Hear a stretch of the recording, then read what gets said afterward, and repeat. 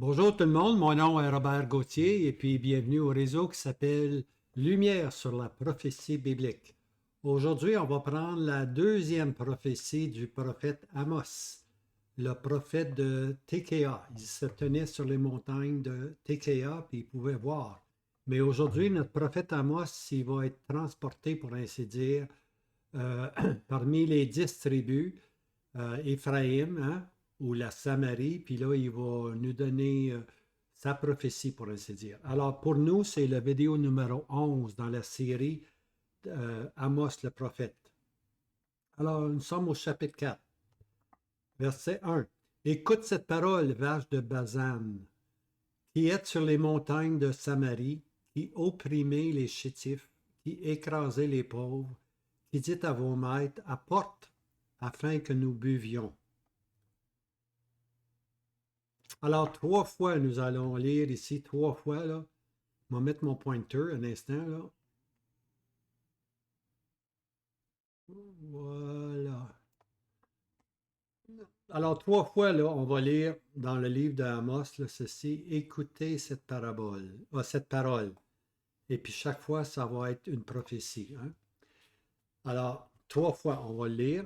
Et puis, si je me rappelle bien, la semaine passée, à l'autre vidéo, c'était la première fois, c'était Amos 3, verset 1. Écoutez cette parole, hein, que l'Éternel prononce sur vous, fils d'Israël, sur la famille entière que j'ai fait monter du pays d'Égypte. Alors ici, là, sur la famille entière. Autrement, ici, là, dans la première expression, écoutez cette parole, cette prophétie-là était adressée aux 12 tribus.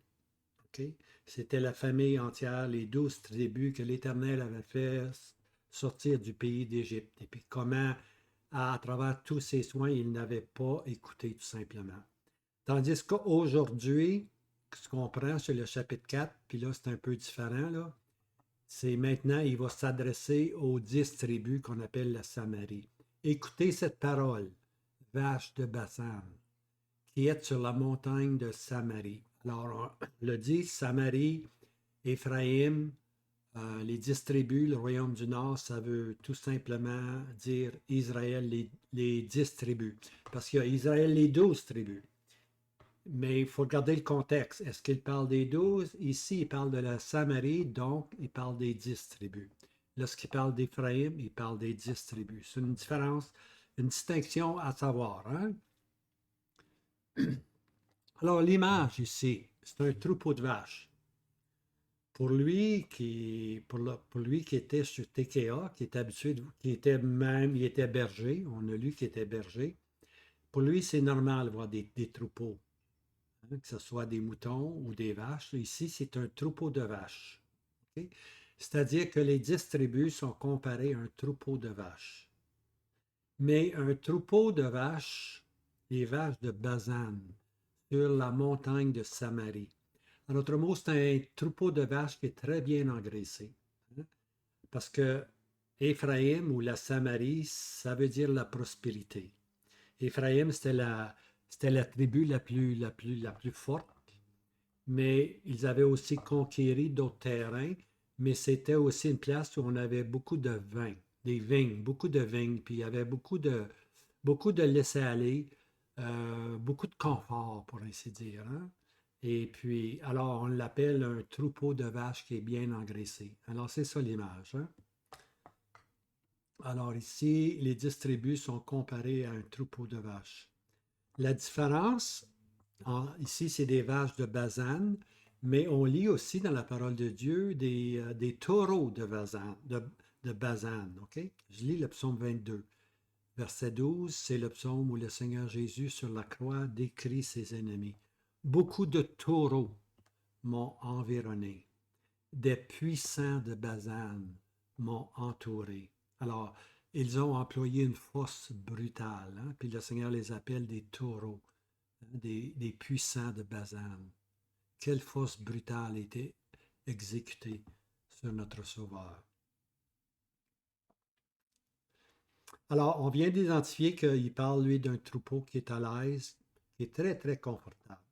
5 fois, on va entendre l'expression « Vous n'êtes pas revenu à moi ». Hein? Vous n'êtes pas revenu à moi. 5 fois. On va le voir tantôt. Alors, prépare-toi. La conséquence, alors prépare-toi, Israël, à rencontrer ton Dieu.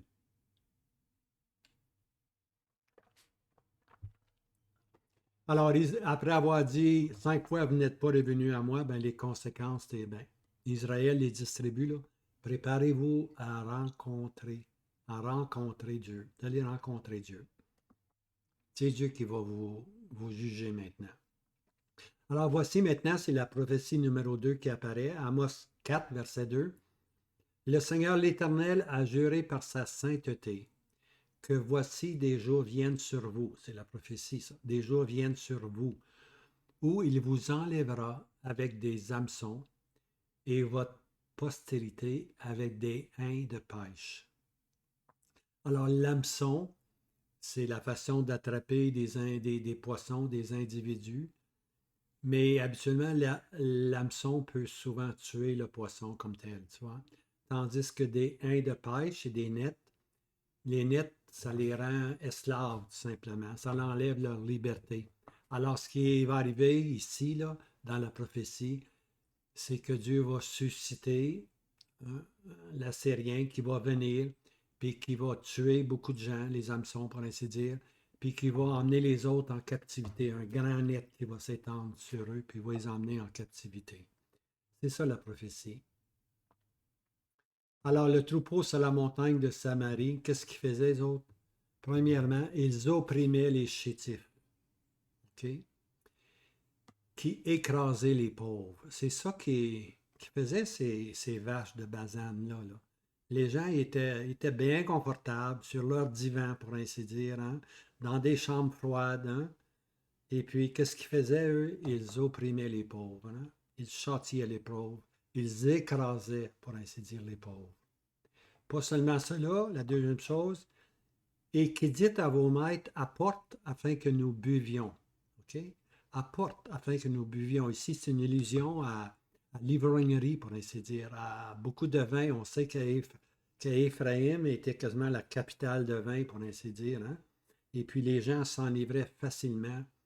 Et puis, maintenant, on va voir ici, là. Alors, les maîtres, qui dit à vos maîtres, les maîtres, c'est qui? Les maîtres, c'est les différents rois. Il y a eu différents rois dans la période des 10 tribus.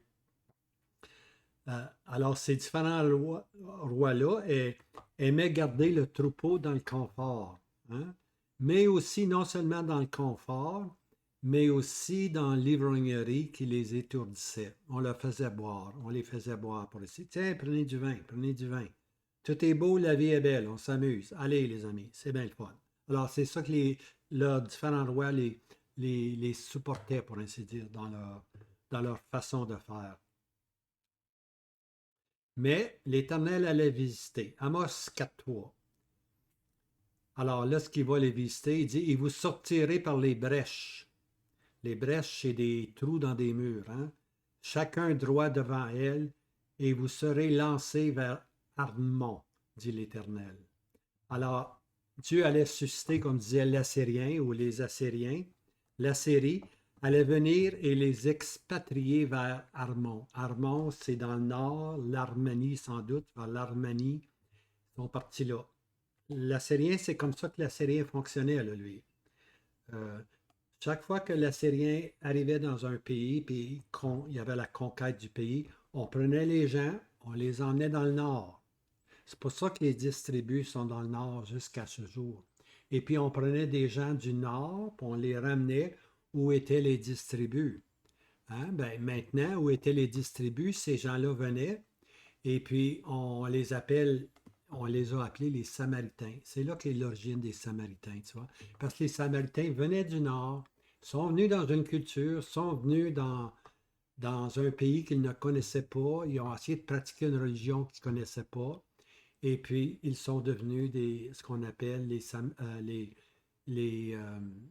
comment je les ai appelés? Les, la Samarie, les Samaritains, c'est ça, oui, les Samaritains.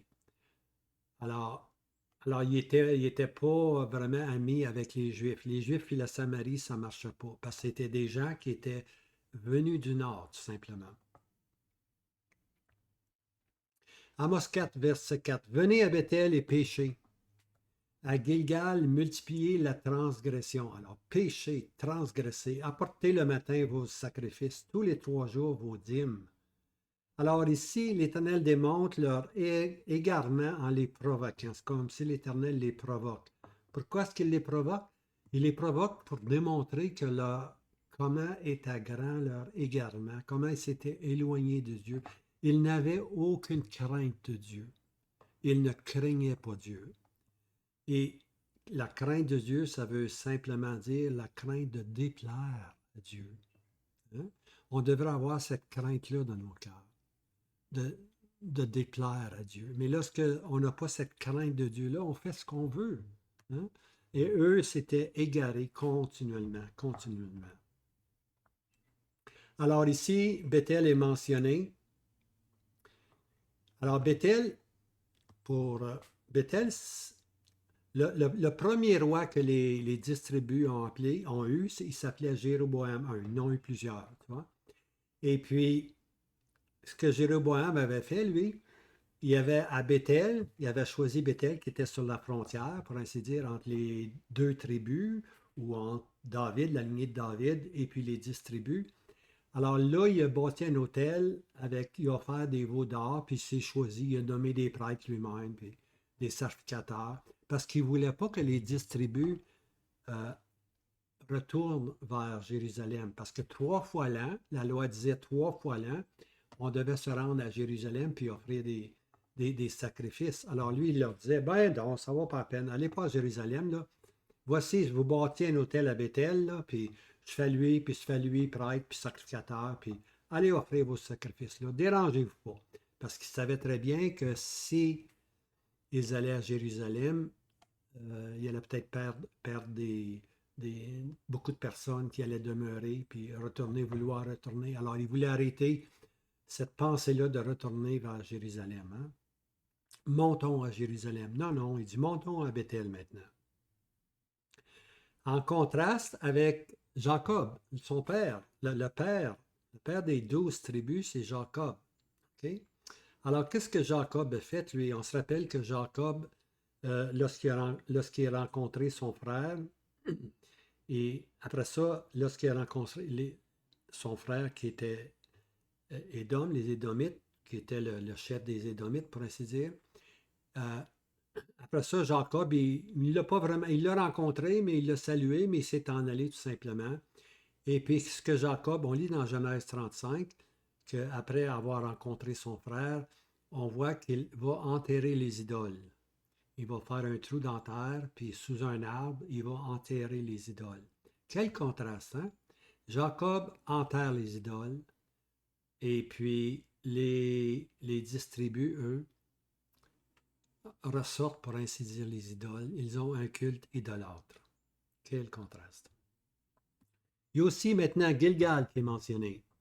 Alors, Gilgal, c'est avant de traverser la mer Méditerranée, parce que le peuple a été 40 ans dans le désert, une nouvelle génération est sortie. On arrive à la frontière qui est le Jourdain qui sépare la terre promise du désert, pour ainsi dire. Et puis, alors, avant de traverser le Jourdain, le peuple est circoncis. Okay? Maintenant, cet acte de circoncision, ça symbolise la mise de côté de la chair. Okay?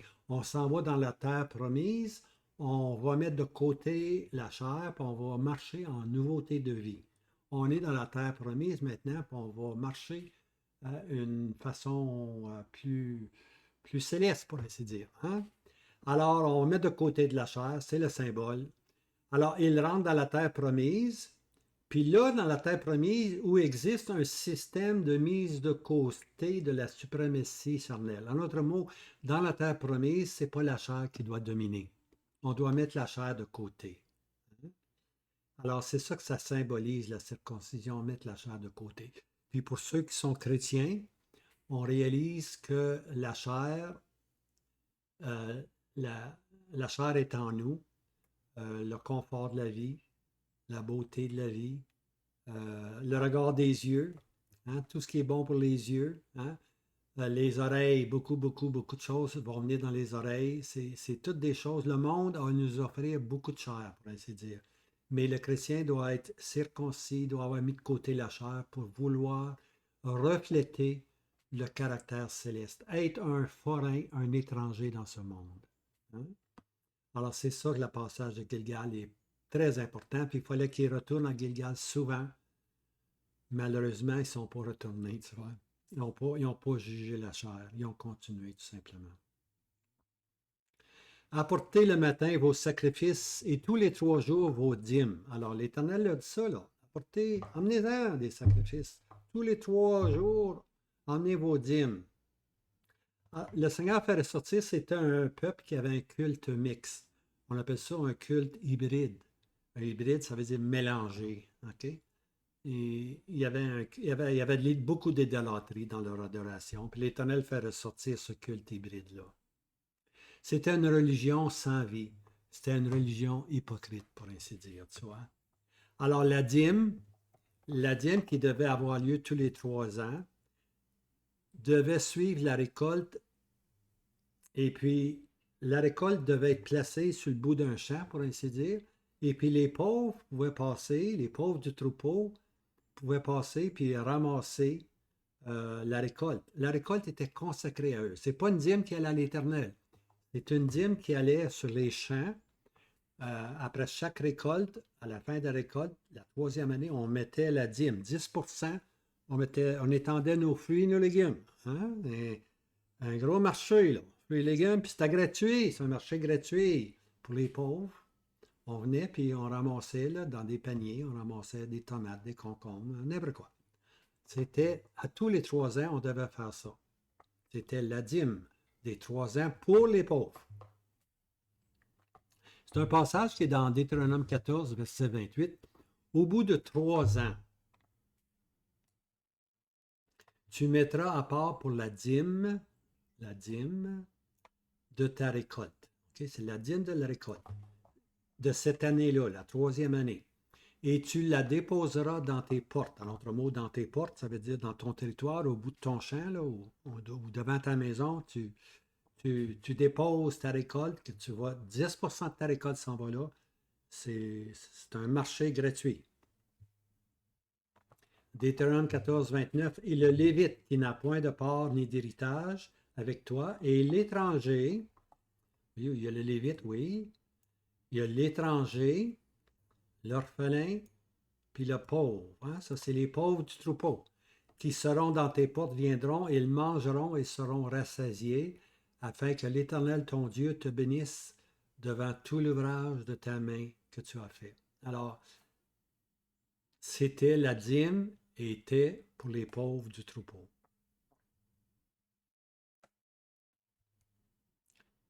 Maintenant, c'est pas ça qui est arrivé, bien-aimés. On va lire ici, là, je ne les lirai pas, là, mais 7 fois, on va voir qu'ils oppressaient. Okay? Les Éphraïm oppressaient les pauvres. Leur oppression était grande, était phénoménale. Allez voir les versets. Je ne les lis pas, je vous les donne. Okay? Je vous les donne. Chapitre 2, versets 7 et 8. Chapitre 3, verset 10. Chapitre 4, verset 1. Chapitre 5, verset 11. Chapitre 8, versets 5 et 6. 7 fois, on parle de oppresser les pauvres. Imaginez-vous, on n'avait aucune crainte de Dieu. On oppressait les pauvres. Pourtant, Dieu avait dit de prendre soin des pauvres. Hein? C'est pour ça que quand le Seigneur Jésus est venu, le Seigneur s'est dirigé vers les pauvres, hein? Vers les débonnaires. Hein? Et puis, le Seigneur Jésus a dit, il y a un passage. Lorsque j'étais en Amérique du Sud, et puis j'évangélisais, les gens, là, ils n'écoutaient pas, tu vois. Par contre, lorsque j'allais dans un parc, il y avait comme un parc central, puis j'avais des traités en espagnol, il y avait beaucoup de pauvres qui venaient vers moi tous les jours, puis je leur donnais des traités. Puis je me suis rappelé ce verset-là, là. Vous avez toujours les pauvres avec vous. Quelle parole de consolation le Seigneur m'avait donnée. Hein? Vous avez toujours les pauvres avec vous. Puis c'est pareil dans la vie, bien-aimés. Si vous faites de l'évangélisation, vous allez voir que aux portes, là, il n'y a pas grand monde qui vont vous donner un verre de lait puis une tarte aux pommes. ou un morceau de tarte aux pommes ou un biscuit. Il y a beaucoup de portes qui vont se fermer. Mais vous allez en trouver des portes ouvertes. Vous allez en trouver des portes. Il faut frapper. Frappe, frappe. Il faut frapper. On fait ceci pour le Seigneur. Vous allez être de l'opprobre, du rejet. Mais quand vous trouvez une famille qui est ouverte, ça vaut toutes les portes fermées, je vous le garantis. Alors, eux, ils opprimaient. Amos, chapitre 4, verset 5. Et faites fumer du pain levé, c'est-à-dire du pain avec du levain, en sacrifice d'action de grâce, et publiez des offrandes volontaires, annoncez-les, car c'est ainsi que vous aimez à faire, fils d'Israël, dit le Seigneur l'Éternel. Alors, Lévitique 2, verset 5 nous dit, et si ton offrande est une offrande de gâteau, cuit sur la plaque, elle sera de fleurs de farine pétrie à l'huile, et puis sans levain, bien-aimé, sans levain. On ne pouvait pas mettre du levain. Le levain, c'est ce qui fait lever toute la pâte. C'était interdit dans les offrandes de mettre du levain. Luc 12, 1, le Seigneur Jésus a dit, « Tenez-vous en garde contre le levain des pharisiens, qui est l'hypocrisie. » Les pharisiens, ils aimaient bien paraître avec leur tunique et puis leur façon qu'ils s'habillaient. Puis là, il y avait toutes sortes d'affaires pour démontrer qu'eux étaient des Juifs, des Juifs tout simplement, mais c'était des hypocrites. Ils avaient ce qu'on appelle des enseignements d'hommes, des doctrines d'hommes. Puis que de monde aujourd'hui sont enjôlés par des doctrines d'hommes, des cultes diaboliques, pour ainsi dire. On a remplacé Dieu par des saints. On a remplacé Dieu par différentes idoles, tout simplement. Alors, c'est ça qui est le levain des pharisiens, l'hypocrisie. Être religieux, simplement être religieux, mais sans avoir la vie de Dieu, tu vois. On est les fils d'Abraham, on est de la descendance d'Abraham. Oui, vous êtes de la descendance sanguine d'Abraham, mais vous n'avez pas la foi d'Abraham. Voici la différence. Ces pharisiens-là n'avaient pas la foi d'Abraham. Ils étaient sanguins avec Abraham, oui, mais ils n'avaient pas la foi d'Abraham. Des hypocrites, tout simplement. Amos 4, verset 5. « Car c'est ainsi que vous aimez à faire, fils d'Israël, dit le Seigneur l'Éternel. » Il n'avait aucune intention, bien-aimé, de nourrir les pauvres. C'est ainsi que vous aimez à faire. Oui, on mettait, à bout de 3 ans, on mettait la dîme, mais ça tue pour les pauvres? Ben non. On éloignait les pauvres. Laissez ça là, puis ils gardaient la dîme pour eux-mêmes, c'est bien. Puis c'était pareil pour les offrandes, qu'ils faisaient des offrandes avec du levain. Ils les gardaient pour eux-mêmes. C'est ainsi que vous aimez à faire. Ça paraissait bien, par contre. Ça paraissait bien. C'était beau, c'était religieux. Oui, mais il n'y avait absolument rien pour Dieu, absolument rien pour les pauvres. C'est triste, hein? C'est triste, hein? Quand on va à des services soi-disant chrétiens, et puis il n'y a pas aucune nourriture pour l'âme. Aucune. Ça m'attriste. Alors, c'était un vrai show religieux. C'est ça que c'était, un show religieux. OK, maintenant, on arrive aux 7 reprises. Non, aux 5 fois. On va voir l'expression « Vous n'êtes pas revenu à moi ». OK, ça commence, là, le passage chez Amos 4, verset 6 à 11. Je vais le lire. « Et moi aussi, je vous ai donné des dents nettes dans toutes vos villes et le manque de pain dans toutes vos demeures. » Alors, des dents nettes, là, ça voulait dire qu'ils ont manqué de pain, il n'y avait pas de nourriture. Alors, l'Éternel avait envoyé une plaie. Leurs dents n'étaient pas sales de nourriture, les dents étaient nettes. Aucun résultat? Aucun. Et vous n'êtes pas revenu à moi, dit l'Éternel. OK. Et je vous ai aussi retenu la pluie quand il n'y avait que 3 mois jusqu'à la moisson. Et 3 mois, quand la pluie tombe 3 mois avant la moisson, c'est que les racines vont s'enraciner de plus en plus. La verdure va sortir sur les plantes, puis finalement, il va en avoir. C'est beau, parce que de la pluie, ça pousse. Mais non, l'Éternel dit, je n'ai pas envoyé de pluie. J'ai fait pleuvoir sur une ville et je n'ai pas fait pleuvoir sur une autre ville.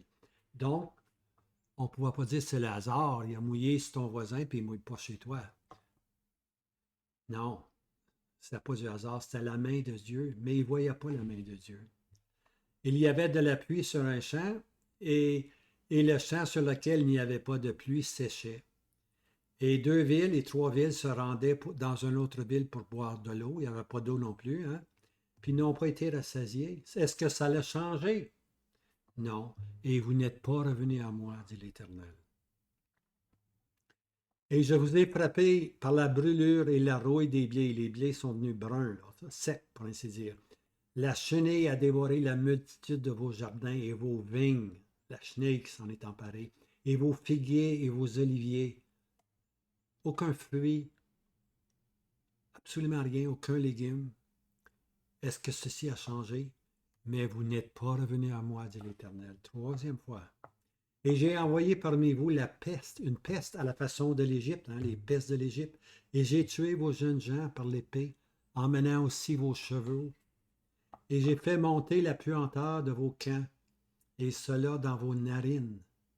Il y en avait plein les narines de la puanteur, pour ainsi dire. Est-ce que ça l'a changé? Et vous n'êtes pas revenus à moi, dit l'Éternel.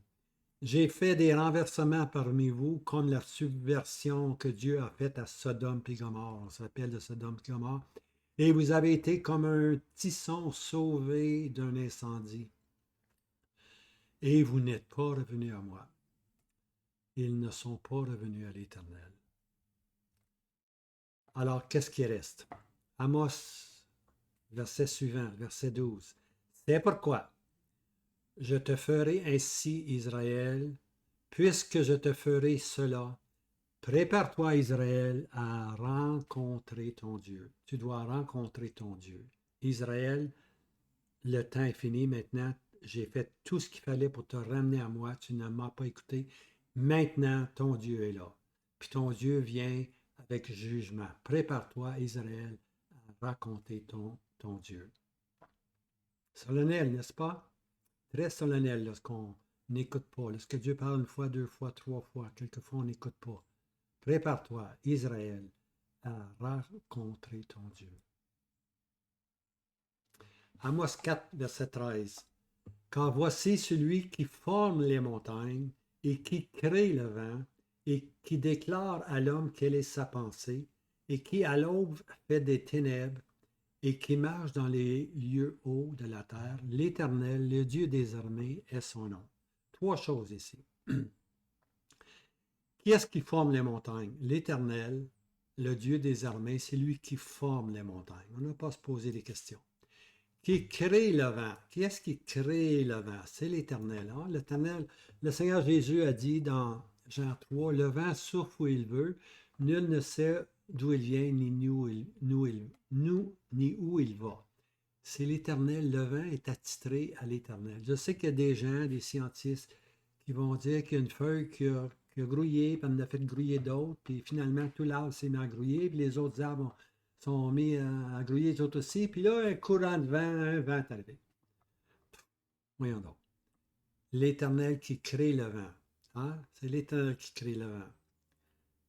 Ça, quand le Seigneur Jésus dit ceci dans Jean 3, il parlait de la nouvelle naissance. Hein?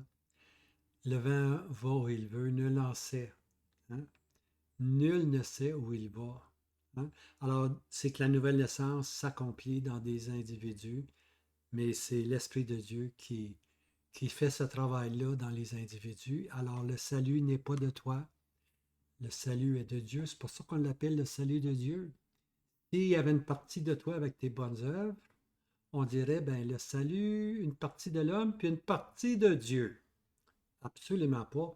C'est le salut de Dieu, c'est la souveraineté de Dieu dans le salut. On ne doit que plier genoux et adorer notre Sauveur. Alors, c'est ça, qui crée le vent et qui déclare à l'homme quelle est sa pensée. Hein? La parole de Dieu, c'est comme une épée à 2 tranchants. Elle fait la division de l'âme et de l'esprit. Lorsque la parole de Dieu nous frappe, là, elle va au-dedans de tous nos pensées. Elle nous révèle comme, ben, Dieu connaissait. Dieu connaît. C'est comme la femme, hein, sur le puits, la femme samaritaine. Le mari que tu as n'est pas ton mari. Oh, je vois, tu connais beaucoup de choses, toi. Hein? Pourquoi? Parce qu'il connaissait toute sa vie, hein? Qui déclare à la femme qui elle était. C'est pour ça qu'elle s'est convertie, cette pauvre femme-là, cette Samaritaine, au puits de Sichar. Hein? Alors, Dieu déclare à l'homme quelle est sa pensée. Mais Dieu aussi déclare par la prophétie sa pensée à lui. Alors, Dieu déclare sa pensée à lui par les prophètes, par la prophétie. Donc, on peut tout savoir. Nous qui sommes chrétiens, qui avons l'Esprit de Dieu en nous, puis la parole de Dieu vivante et opérante, on peut savoir les événements qui vont venir. OK? Puis la quatrième chose, et qui de l'aube fait les ténèbres? Et qui de l'aube fait les ténèbres? Alors, l'aube, habituellement, c'est le lever du soleil, c'est une nouvelle journée qui se présente, et puis tout va bien aller. Alors, les 10 tribus, là, ils se pensaient à l'aube, les autres, que tout allait bien aller. Ils se foutaient de Dieu, pour ainsi dire, tout allait bien aller. Mais un jour, qui de l'aube fait lever les ténèbres. Hein? Les ténèbres sont arrivées lorsque l'Assyrien est arrivé, puis il les a emmenés en captivité. Hein? L'Éternel, le Dieu des armées, est son nom. C'est tellement beau. Alors, les 10 tribus, comme je disais, se pensaient en sécurité, mais c'est les ténèbres, c'est le jugement qui est venu. Hein? Alors, à suivre prochainement, la semaine prochaine, Dieu voulant, on va avoir Amos chapitre 5. Alors, je vous encourage à suivre ces 8, parce qu'il va y en avoir 8 prophéties. Ça, c'est la deuxième. Puis la troisième, on va le voir dans le chapitre 5. Et puis, de cette façon-là, on avance graduellement avec les prophéties. Alors, je vous laisse avec ceci, puis je vous encourage à partager. Hein? Puis, des fois, envoyer ce qu'on appelle thumbs up, hein? Pour encourager non seulement moi, mais ceux qui font des vidéos. Je pense des fois, les gens qui font des bons vidéos, souvent sont un peu oubliés. Alors, c'est bon, c'est un encouragement. Alors, voici maintenant, je vous laisse avec cette parole, puis n'oubliez pas, le Seigneur Jésus revient, puis on n'a pas besoin d'un cri de minuit. C'est maintenant le jour du salut. Hein? Le cri de minuit a été donné dès les jours apostoliques. Hein? Dès les jours apostoliques, Jean a pu dire c'est la dernière heure, puis nous sommes encore dans la dernière heure. Alors, attendez pas pour des signes, simplement regardez à la bienheureuse espérance, Seigneur Jésus. Oui, il revient bientôt. Amen. Viens, Seigneur Jésus. Maranatha.